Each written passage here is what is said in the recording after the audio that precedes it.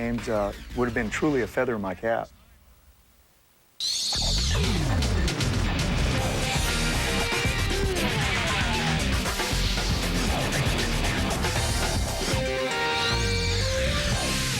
The Citgo Bassmaster Tournament Trail is presented by Long John Silver's.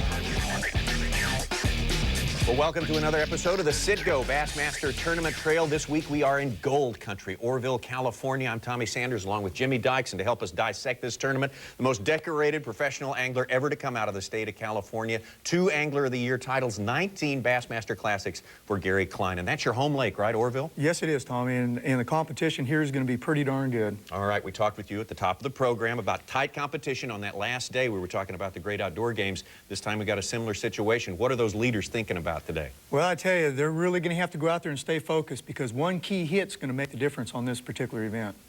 Gary's hobbies, outdoor primitive skills. With the group I work with here, I need some survival tips from you later on. That's true. We'll hook up. That's a fact. We need to. You're right. Who's surviving out in that Western Division, Jim? Michael Gibney, he's more than surviving. With his win at Kennewick, Washington, he sits on top of that Western Open Division leaderboard right now, followed by Kotaro Kiriyama. Aaron Martin's in 4th. The last time a BASS event was held at Lake Oroville, he won it. Keep an eye on him. 2 anglers from the state of Idaho in the top 10. Jason Hickey, Anthony Finelli in 7th and 8th. Only 3 anglers from the state of Idaho in the top 50, 2 of them in the top 10. Now remember, from the Eastern Division, you're going to take 5 to the Classic. From the Central Division, you take 5 to the Classic. Out West, only 4. Not a lot of room for error. Things are really tight out there. 1849, Gold Rush fever in Oroville, California. Today, we got a lot of anglers looking to grab the gold. 2 inches. Woo! Look at that big one. It's actually not a bad one. Oh, boy. If I got to weigh in like this today, we're in big trouble. Well, drop shotting will be important today, so let's hear from the master, Aaron Martins. The reason I use a drop shot rig over a Texas rig or say a split shot even or a Carolina rig is because I was fishing pretty deep. So here I wasn't fishing quite as deep. I was fishing 40 to 60 feet of water. And the drop shot's a lot easier to fish. If you fish a split shot rig, it'll twist up on you. The Carolina rig actually worked pretty good, but not as good as a drop shot rig. Aaron Martins there was one of the many anglers in contention going into the last day. And over 2/3 of the field, believe it or not, caught limits over the first 2 days. That tells you there are lots of fish, lots of catchable fish. Most of them were caught on that drop shotting technique. See a little nose hook right there in his nose. You almost got to use pliers to get it out. I was going to about 2.5 foot leader, and I was casting it. I wasn't really dropping it straight up and down. They didn't want it vertical. They wanted it casted. So I was holding the boat off the spot and casting over it and bringing it back. And kind of not really shaking it very much this turn, but they want it really kind of dragging it or like kind of dead sticking it. Just a real slow drag, let it sit, drag it, maybe a little bit of shake here and there. But it kept the bait up off the bottom, probably about that far. You know, the bottom's here. When I'm dragging it 50, 40 feet above, it's probably a foot or 2 off the bottom a lot of times. And that keeps it in their view so they can see it. Finesse worm is in the fish's view, and Lake Oroville is in our view, and what a sight it is. This year we've competed on rivers like the Red River in Louisiana, the Columbia River in Washington. We've been on large flat bodies of water like Lake Toho and Lake St. Clair, but this is a new view for us, a true mountain lake. Aaron Martins is not concerned about the view at the moment. He's still trying to teach us the drop shot tricks. The knot I use is a Palomar. What I do is I run both, fold it up, run it through the eye of the hook. Just a regular Palomar knot.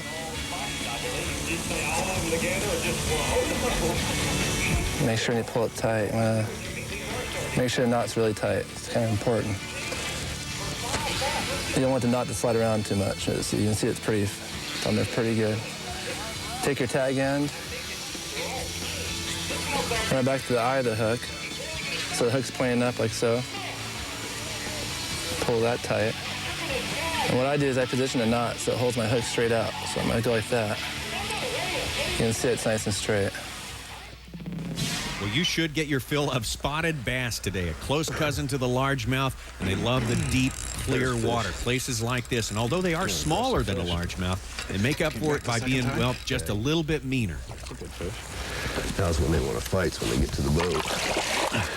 Thank you. Welcome.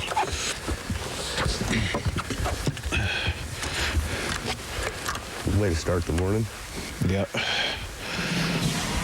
Let's have the little quick snap on it. What you do is run the knot through it. It makes it a lot easier to pin it, you can see. And that's pretty much a drop shot rig. And the worms I was using on it were robo worms. And the trick about pinning these worms on, you want to put them on just a little bit. You don't want to put too much of the worm on the hook. You just want a little teeny bit when you're nose hooking. So you want to take the hook and just run it through the top, maybe 1/16 of an eighth of an inch, not much more than that. Because you want the bite of the hook to come through. And just like that. Just like that, and we thank you, Aaron Martins. Drop shotting, relatively new to the fishing world, and because it is so productive, we need to know a lot more about it. Well, now scenes from Friday's weigh-in. That's what shows us that anyone can win on our last day.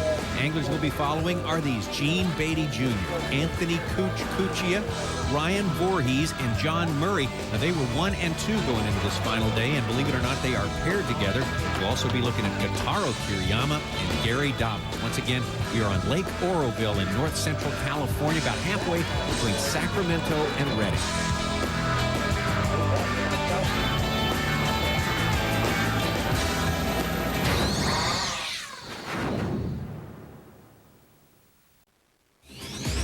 The Citgo Bassmaster Tournament Trail is brought to you by Citgo, and in part by Mercury, and by Triton. First light of day championship day here at the Citgo Bassmaster Western Open. We're on Lake Oroville in Oroville, California. We are north and east of San Francisco, up here on Interstate 5 between Sacramento and Redding, California. Tommy Sanders along with Jerry McInnes, and I'm ready. I'll tell you what, Tommy, this may be the closest event we have ever been at. These guys are going to, we are going to be talking about ounces, not pounds. Oh, no doubt about it. John Murray, the leader coming into today, 19 pounds and 13 ounces. The guy in the number 5 position, Kotaro Kiriyama, 17 pounds, less than 3 pounds between first and Tommy, fifth. the guy in 30th place is only 3 pounds out. Well, I'll tell you that, this is pretty exciting. First and second place being in the same boat. I think we're both a little bit nervous, but we decided just to go out and have fun today. We decided on my water, I'm going to run the boat, and his water, he's going to run the boat. If we're both calling, whoever's not, I mean, we're just going to go out and fishing. We're fishing a style that it doesn't matter who's in the front or back. But. You know, John, he had one big bite, and we've each had one big bite this tournament, and that's how we're both sitting here first and second. And somebody gets that bite again today, things could totally turn around. We had a wish list of what we wanted to happen and what we didn't want to happen, and so far everything we didn't want to happen has happened. So. Well, he didn't come right out and say it specifically, but both Murray and Voorhees are both drop shotting, right? Yeah, and for them to be paired together, Tommy, that's just a shot in the dark. Number 1 and 2 man, but that's just a random drawing, and it just happened. I don't think they're real happy about it, but you know, we talked about drop shotting, and right off the bat, Gary Dobbins is throwing a buzzbait. Oh, this is the weather I was praying for. I just wanted to do it all day. It's supposed to clear out by noon.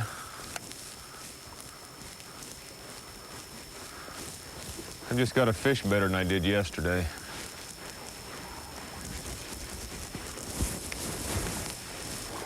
I just was really tight yesterday.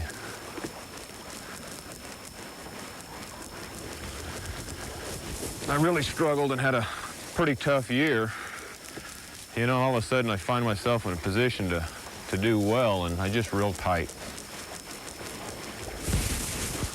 I wasn't going to take it away from him, but I did, didn't I? A good sign. I'll take that, but I'll take these early bites. Yeah, but he's not a good one. But at least I waited on that one. Yeah. No net. No.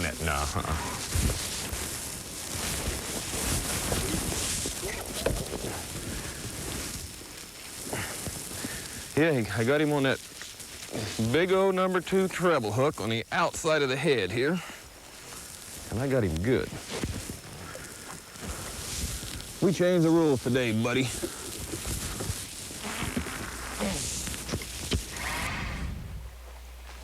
Gary Dobbins on the board. Right now we're looking at Kotaro Kiriyama. His partner is Tim Eddington, also from California. Actually, Kotaro's from New Jersey, a native of California, and this is, of course, an open event. This is basically 2 pros in the boat, unlike the tour events where those are pro-am formats. In this one, both pros sort of have to reach a series of bargains or agreements during the day as to where the boat goes, who fishes where in the boat, and they usually work it out. They've got a lot of experience. And on this particular deal, the way they're fishing, Tommy, it doesn't make any difference. They're fishing so deep. Yeah.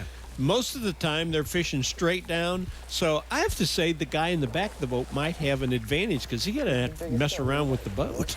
Yeah. Hey, the last time we saw Cato there, he had on a 18-pound smallmouth, didn't he? He sure did, up on the Columbia River. Yes, sir. Back now to Gene Beatty and Dugan McIntosh. Gene has been really steady all week long, too. Ain't that big, but... Start. Thank you.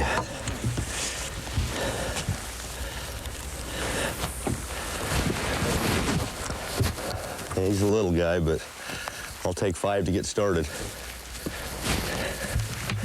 Gene Beatty with a start there.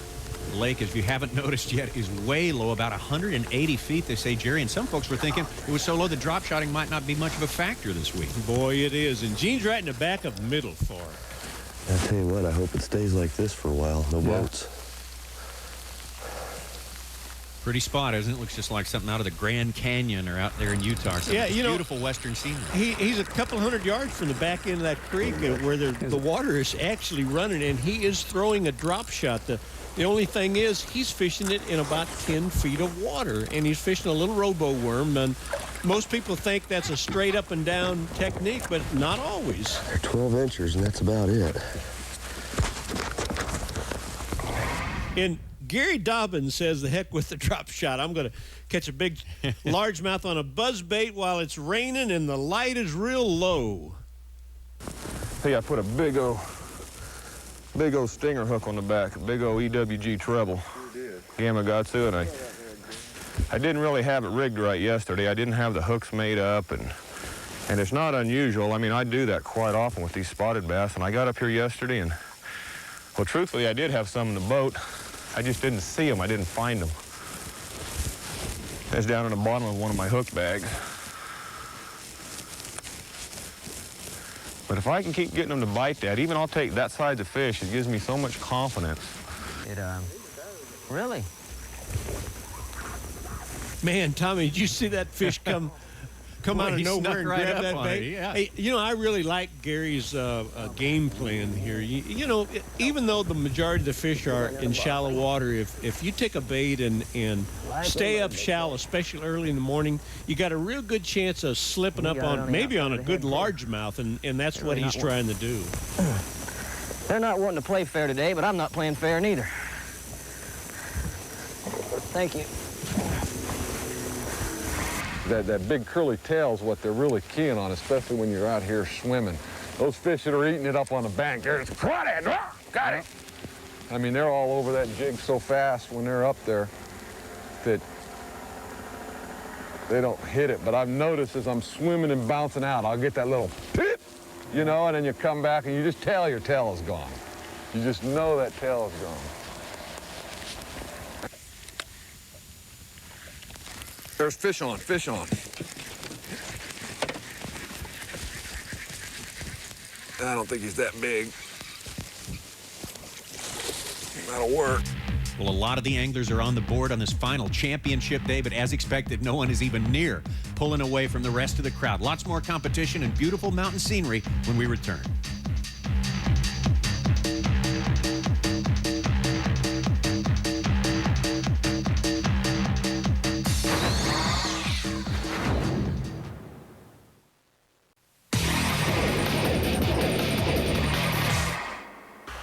Welcome back to Oroville, California, the California Western Open on the Bassmaster Tournament Trail. Except for up in the river. I've been on the main lake. I've been catching at least a pound and a half. Good fish, yeah. That's what I've been. I mean, I haven't caught any little ones.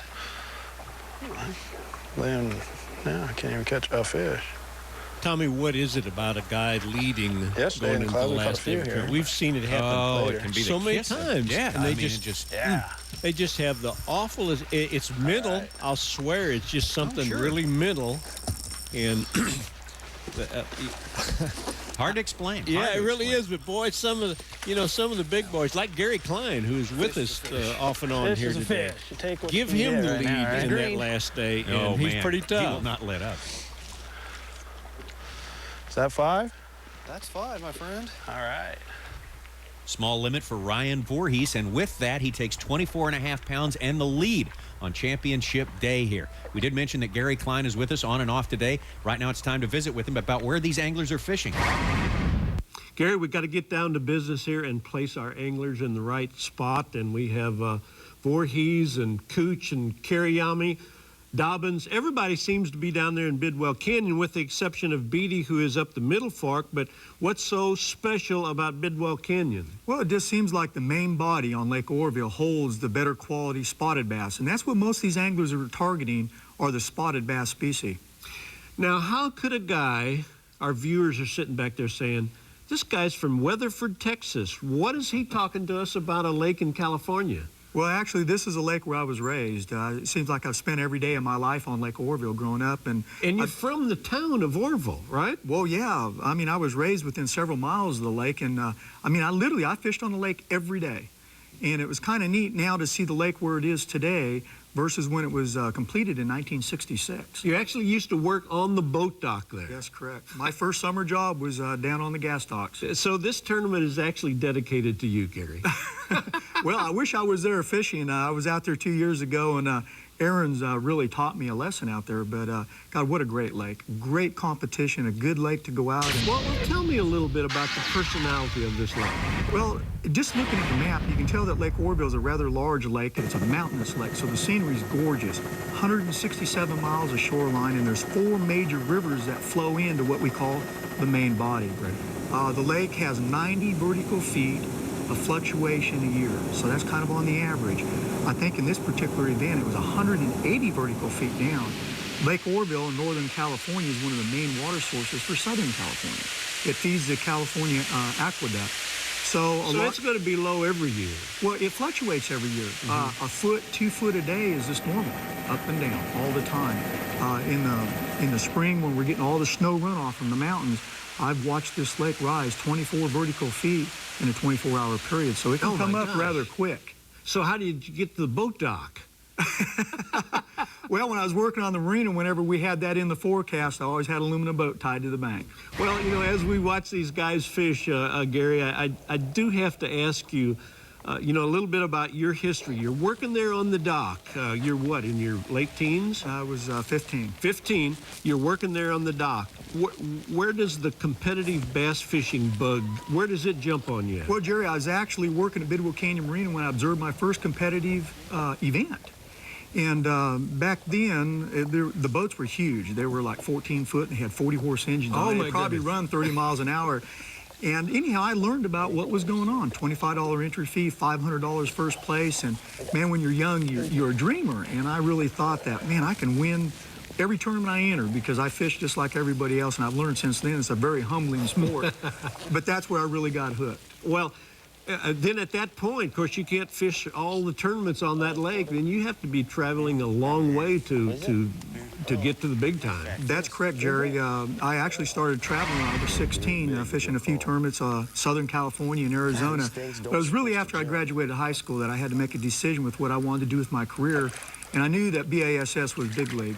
I've read about it, I just dreamed about it, and I idolized all the anglers, Rick Clunn, Roland Martin, and many of the other all-time greats. And so I came out here in 1979 just to try to give it a shot. You'll help a little bit. God, I barely had him hooked. Well, Gene Beatty obviously thankful for that fish right there and all the keeper sizes he catches today on Lake Oroville. Of course, with Gene catching that fish, we saw earlier Kotaro Kiriyama landing a good one there, completing his limit of 5. We didn't want to interrupt, though. Gary Klein, he was giving us such good information. When Gary speaks, we tend to listen. He knows a lot about this lake and the type of fishing that we are seeing today. Meanwhile, John Murray, our leader coming into this final day, is continuing to struggle.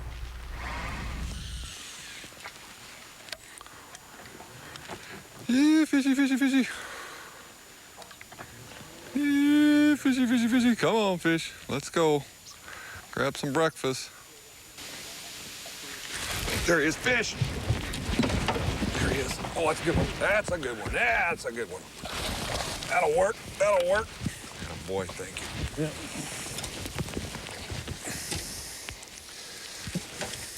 This is another one of those cookie cutter pound and 3/4 fish. You know, and I was just sitting there going, you know, that little 18 single-tailed grub, I think that little grub just isn't giving me enough action, and I was going to change it to the bigger one. I don't think so. That fish was in about, let's see, we're in 24, he was about 12 foot of water. Just bouncing down. Fish, fish, fish! See, Jerry, that's how you do it, Jerry. That's how you do it, Jerry. This is a good one. On this side, this side, this side. That's the way. Tommy, who is he talking to? That's exactly how I taught Jerry how to do it. You don't know. He was sitting up on a Did you teach him that fish call? Is that where that came from? Hey, this guy is already one of my favorite fishermen ever. He is so much fun. I think got rid of that crankbait, started going that jig. I think he's talking. That was Steve Price behind the boats over there taking pictures. He's one of the writers and photographers. That's right. I think that maybe. Well, that's a good I think one. Cooch was directing that at Steve. That's a good one. You're all right. You're all right. There it is. Beautiful. Boy. Beautiful. Look at that. We pulled 2 nice fish out of there. That's a double. How many times that happened for the camera this week? I'm sorry, we didn't get his fish on that side of the boat. We're learning. We got one of them out there. That's a nice 2-pound spot. We'll take 5 of those apiece, won't we there, Spark? Look at that. Let's hold them up. Both of that. We just pulled those 2 fish out of that little wash. And this is the kind of stuff that I've been fishing all week up here. Catching a little bit better fish. All right. Born entertainer there, Cooch. Anthony Cooch Cuccia from Oakley, California. How about that guy? Hey, do you know what? He has finished second 11 times in major fishing tournaments. Cooch has. Isn't that something? He's the Biffle of the West, isn't he? That's right. That's right. Beatty does not have his eye on second place, though, does he? No, I'm telling you what. He is pretty intense looking today.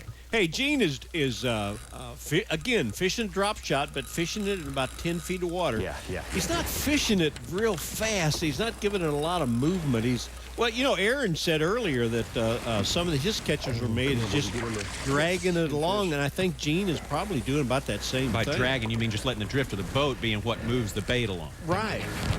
Take a limit of those, baby. Oh, Jesus.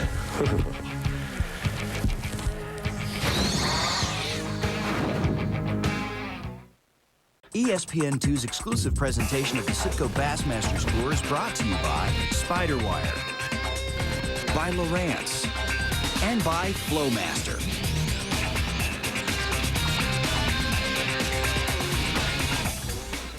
Welcome back to the Citgo Bassmaster California Western Open. We are on Lake Oroville here in north central California. Get the net. Over this side. Bring him around this way. Oh.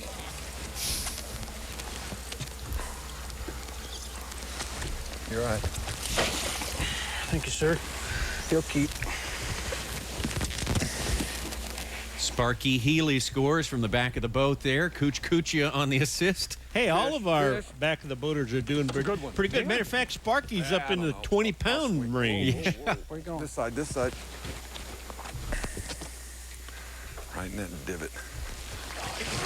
That's a good fish. Good job. Good fish. That's the little guy. He won't make it.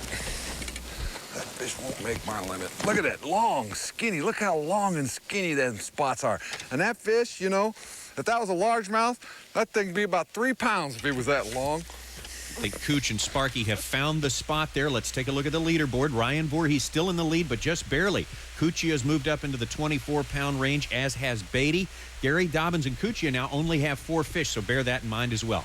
Back to the studio now, Jimmy Dykes and an update on the Angler of the Year.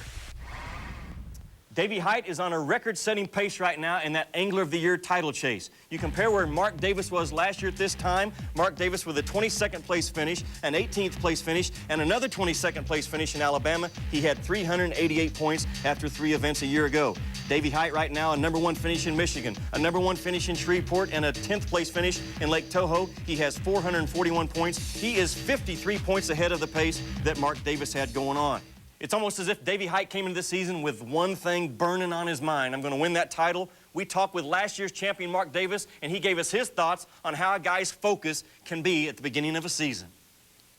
A guy does get in a zone. Anglers do. golfers do, any athlete does, and you can get in the zone. And sure, if you get into that zone and you can and stay in it throughout the year, yeah, you can set your sights on Angler of the Year and go ahead and win it. You bet.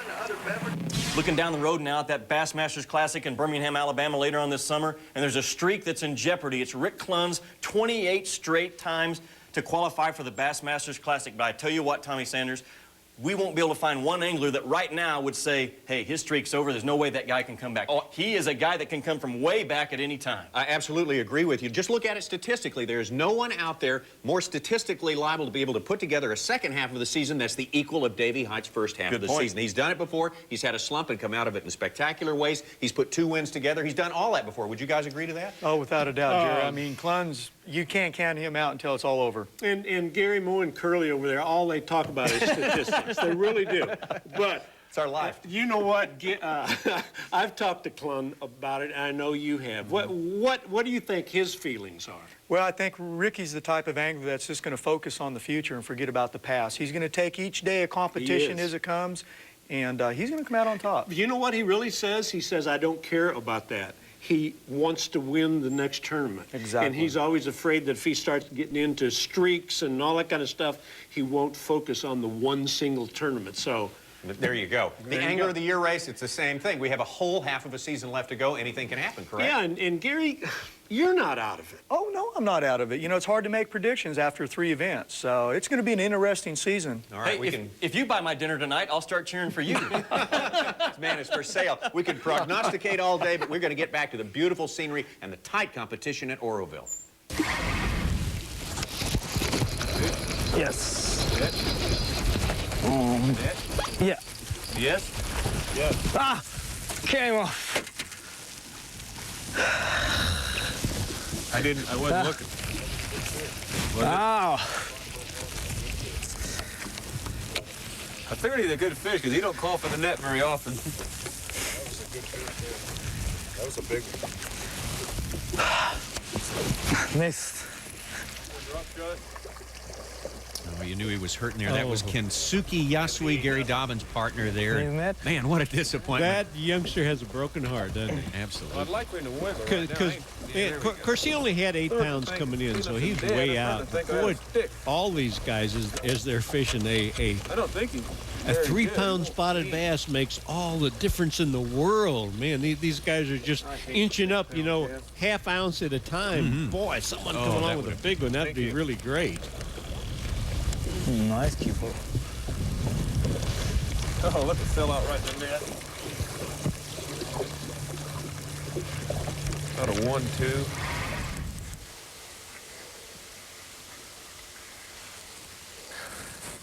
The last couple bites have been, you can actually tell it's a bite. I don't know if it's just because the water's so slack and I can see the line pop. But, you know, some of them, it's just, I don't know, it's like the little ones you feel bite. The big one's just, it's a mush bite. It's a little one. Is it? Ain't that little? No, not. He might just make it to make the team. I think he will. It's a good fish. Thank you.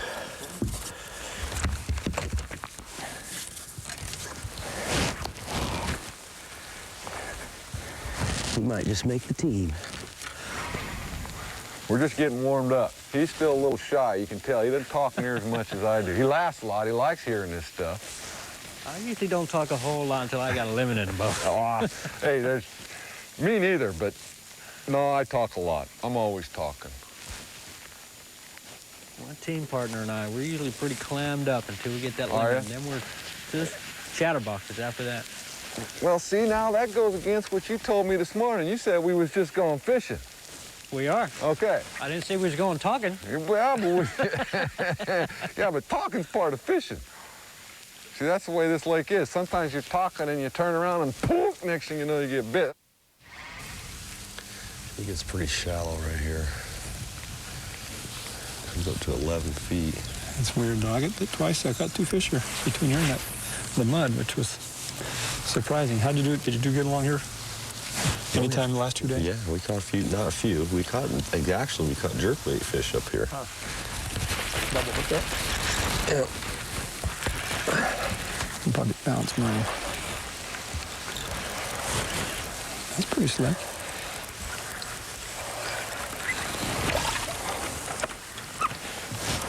That's not a bad fish.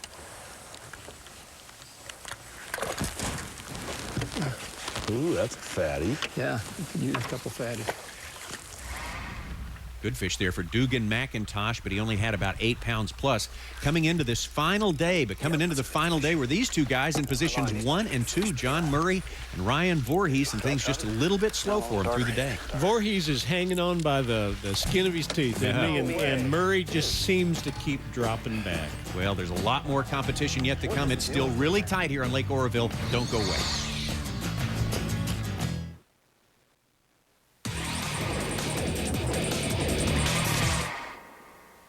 Citgo Bassmaster California Western Open. Look at the scoreboard. Voorhees, Beatty, Kiriyama, Dobbins all have limits. But see, Kuchia and Murray, they can make big moves as they've only got 4 fish so far. Right now, back to Jimmy Dykes in the studio with Bass Times.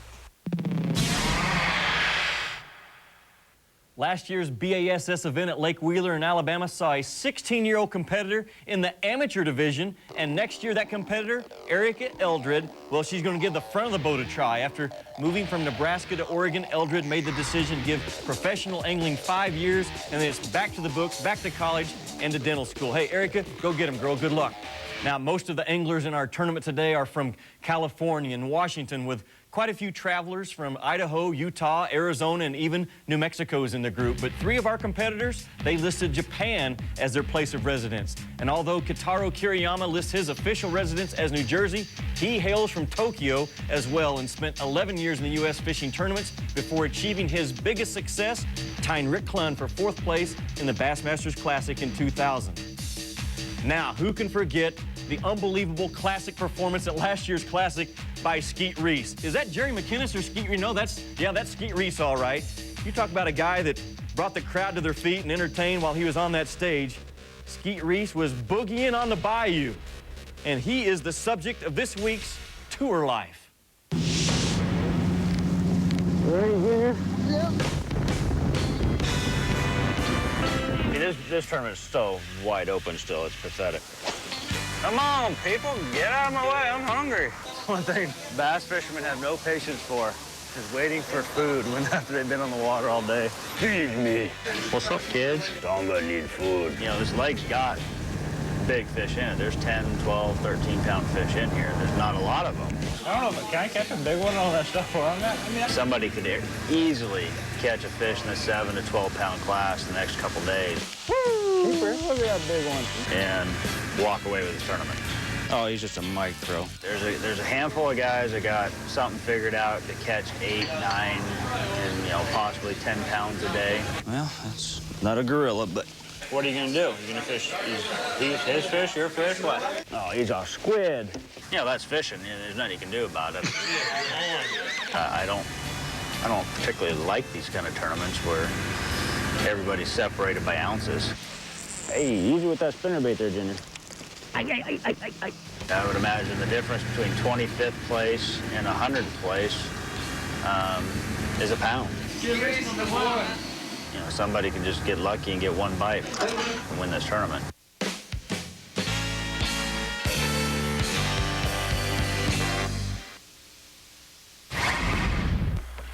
When things are really tight in an event where all the anglers are bunched so close together in terms of scores, with such a competitive event, let's just bring everyone up to speed. And with Gene Beatty waiting in the wings, let me say that Ryan Voorhees and John Murray are still in Bidwell Basin. Now, they started the day in positions number 1 and position number 2, not really comfortable with the fact that they were being paired together, and they've been slowly slipping all day. Really? Oh.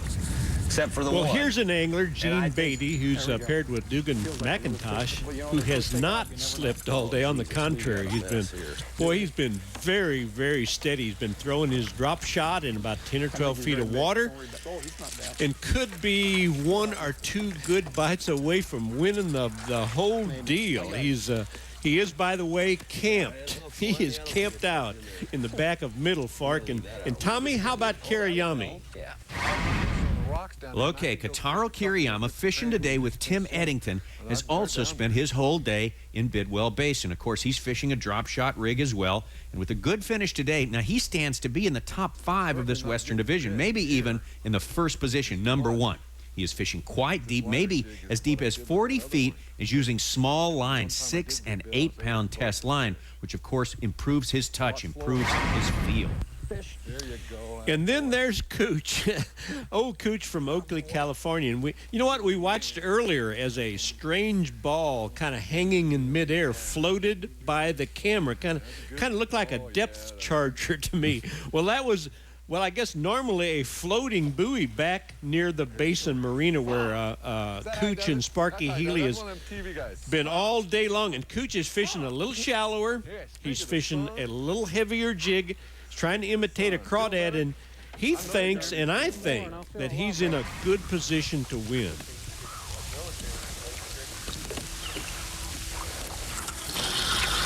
Got him? Yeah. He's very big. I don't know the way he acted. And anything might be better than what I got in there. Nope. Oh. I don't think there's anything better than I had in there. Was he? Tell me what. Sure, what do you think? He was smaller. Looked like a 5 to me. This week's Tour Life has been brought to you by Citgo.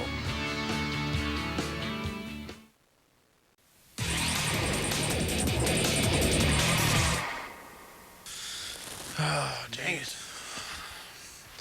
That's about as close as we'll ever be to win a Bassmasters, I guarantee you, for a while. By their comments and by their faces, that says a lot, too. Murray and Voorhees are not happy guys today. They just never found the sweet spot. Most of our contenders have caught limits pretty easily, actually, and are doing lots of culling. And, of course, this, as we have been saying for almost an hour now, Tommy, this is going to come down to ounces. It's going to be very... In fact, as they cull, boy, they better be very, very careful. And, of course, our figures and our weights aren't official. Right, 145 boats out there we're not covering. Some guy jumps 2 giant largemouth, and you can throw that scoreboard out. Come on. Come on. There he is. Fish. That's a oh, that's a good one. Oh, I finally got a good one. Finally. I don't know how good, but he just be careful with it. Oh yeah, oh yeah. Oh yeah, that's a color. Thank you, sir. Get in that wash, get in that cut, dude. Go get in there. Get in there. They're out deeper. There's a little better fish. Since Gary Klein knows every rock and stick and everything else on Oroville Reservoir. He helped mine gold up well, there. I didn't do that. Wait a minute, guys. Wait a minute. He didn't go that far back, but he did plant. I grew up there. He planted a lot of the cottonwood trees here. That is a fact. Why don't you show us where Gene Beatty is fishing, Jerry, and Gary can tell us some neat stuff about that. Well, I'll tell you what, he went under the Highway 62 bridge there, about 10 miles here. He sits right on the bend of the river. And, Gary, why do you think he is in that spot? Well, I tell you, it's pretty obvious once you really start looking at it. He's sitting right above Berry Creek, and Berry Creek is a major... Here's Berry Creek right there. That's correct. Yep. That's a major water flow into the river. And now this satellite picture here is not really showing the This is from almost full pool, this old satellite picture here. Exactly. We're now dealing with a reservoir that's 180 vertical feet down. We're almost at the tail end of it. So now everything is reduced. All the bait fish are at the tail end of this major river arm, and the spots are just stacked up. And he's almost at the end of the river, isn't he? Yeah. That's correct. Well, when we look at the 3D look, it's almost like he's in the middle of a canyon fishing. Yeah. Well, he is. He's fishing right down the edge of some pretty steep stuff. Here's Berry Creek running in, and he's fishing. How deep is it, would you say his boat is? Man, there's really no telling. In some of those areas, his boat could be sitting in 30, 40, 50 foot of water. But he's not necessarily fishing that deep, right? That's the key. And I'm sure that they had a lot of competition with him up there in that area because it's a well-known area. But I think the key is he figured out the cast to catch the fish. Lure presentation is always the most important. That's the way he was presenting it right there, the drop shot. And Gary, what's really interesting here is he's not fishing it vertical, he's fishing it towards the bank. That's correct. He's actually making the cast, and I think that was really misleading for a lot of the other competitors within that area. I really feel that because of the way the boat was positioned, they probably felt that he was fishing it traditional, vertical, 30, 40, 50 foot of water, because the tournament 2 years earlier was won by Aaron fishing very deep. Yeah. So I have to get your view on this drop shot, which is a rig that has the weight on the bottom and the lure anywhere from 1 to 2 feet above the weight. Boy, I tell you, it's a technique that I'm really fascinated with. It's very effective. I'm learning it. I still don't understand it, but I'm going to figure it out eventually. This week's Fish Eye View has been brought to you by Triton. There's one grabbed it. Gary Dobbins over on. Boy, things are so tight now between Gene Beatty, Cooch Cuccia, and Gary right here that we just never had this close a race before. Maybe.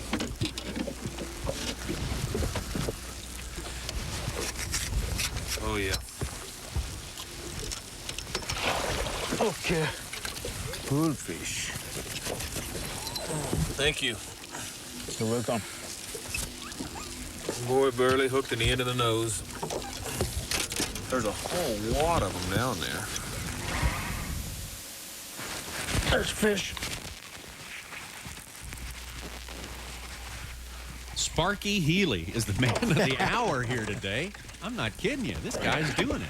Hey, if he'd just had a little bit better scores on the first 2 days, he'd be right in there with old Cooch. And hey, did you notice that Cooch was kind of slowing down a little bit? I think he's getting concerned about this wave. As we all are. Said he had a bait.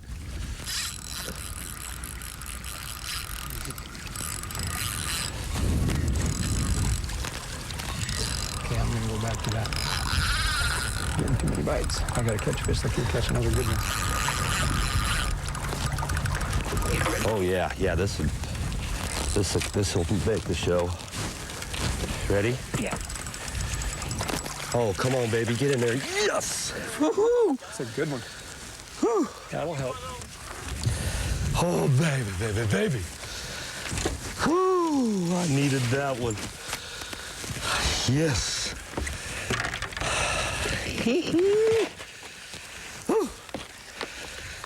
That one will make the show. Oh, baby. Huh? No question about that one. Oh. Man. Thank you.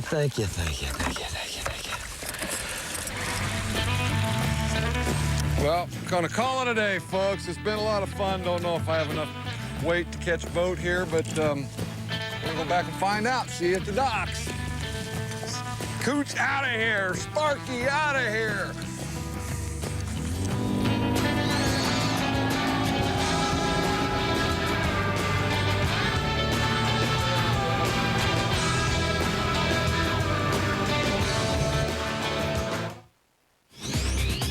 The Citgo Bassmaster Tournament Trail is brought to you by Citgo and in part by Long John Silver's, by Motor Guide, and by Yamaha.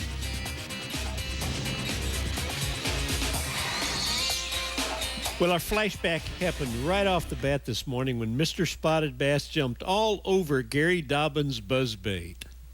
Today's flashback has been brought to you by Long John Silver's.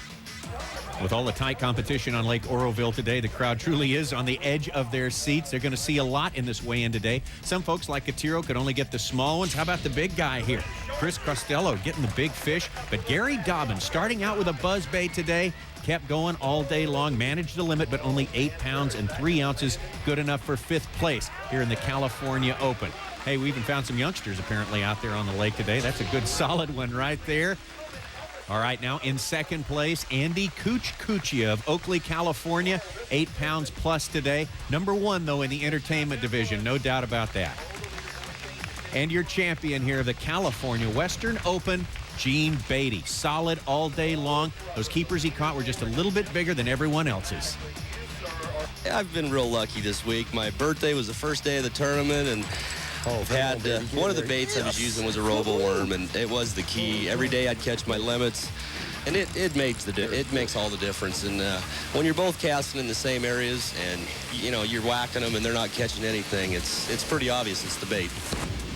Gene Beatty Jr. from Pasco, Washington, up on the Columbia River, your champion here in the California Western Open. Other notables, well, how do you get from 53rd place to 3rd place in one day? Do what Luke Clausen did, catch 11 pounds and 2 ounces. And that's going to wrap it up from Oroville, California. Congratulations to Gene Beatty, who drop shots his way to the winner's circle today. Let's take a look at the Western Open standings now after 2 events. Aaron Martens with 492 points with a slim lead over Kotaro Kiriyama. Luke Clausen with that healthy 5-pounder he brought to the scales today jumps up to 3rd. And Skeet Reese sitting there in 9th. He's fishing both the Open and the Tour events. And Tommy Sanders, there's a guy also trying to dance his way back into another classic. Yeah, Martins falls into that category too. Brings up a question I wanted to ask Gary Klein before we get out of here. Why does an angler who's fishing the Bassmaster Tour sometimes choose to fish in the Opens? Why does he sometimes choose not to fish in any Opens? Well, I tell you, Tom, you know, anytime you have the opportunity to fish 2 different divisions to qualify for the Classic, your chances are a little bit better. But most important is that, you know, you have to practice to become a better angler. And the more events you fish, the more practice, the better you're going to become. Hey, yeah, and guys, you can't just come off the block anywhere and get in a 150 in a tour event. You have to work your way into them, and you work your way into them through the Opens and the Invitationals. So they're kind of a minor league system as well, wouldn't you say, Gary? Yeah, exactly. But it gives the guys an opportunity to come in, start, qualify, and continue to work their way up the ladder. Right. Gary Klein, thanks so much. We knew you'd add a lot to our show, the guy who's from Oroville, California. And you know, one thing we forgot, another reason those guys fish both types of tournaments, there's money to be won in both places, right? And Jimmy, there's money to be won on the Eastern Division. They're getting ready to start that next week. You got it, Tom. We're going to have our first look at the guys out east. They're going to be battling it out for the 5 spots that will qualify for the Bassmasters Classic. We go to the St. Johns River in Palatka, Florida. It will be a dandy. Again, congratulations to Gene Beatty, the winner out west.